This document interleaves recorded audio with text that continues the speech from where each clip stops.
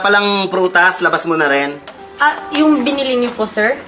Ubus na ba yung ninakaw ko? Kasi mas matamis yun eh. Kung ubus na, sige, kahit yung binili ko na lang. Sige, pakikuha mo na, please.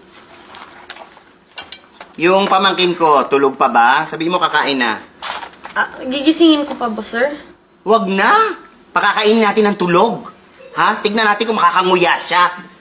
Pambihira kasi. Nakita ba ko ng oras ng dumating? Alas 4 na madaling araw. Gumimik kasi kasama ng barkada. Nakita niyo po, sir? Ay, hindi!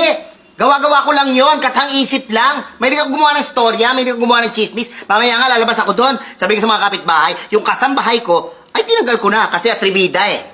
Kayo naman talaga, sir. Masyadong mapagbiro.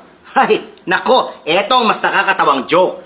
Dahil sa bilis ng pick-up mo at galing mong magsilbi, tataasan ko ang sweldo mo at ikaw na ang magiging amo. Hiyang-hiya naman ako sa iyo, no?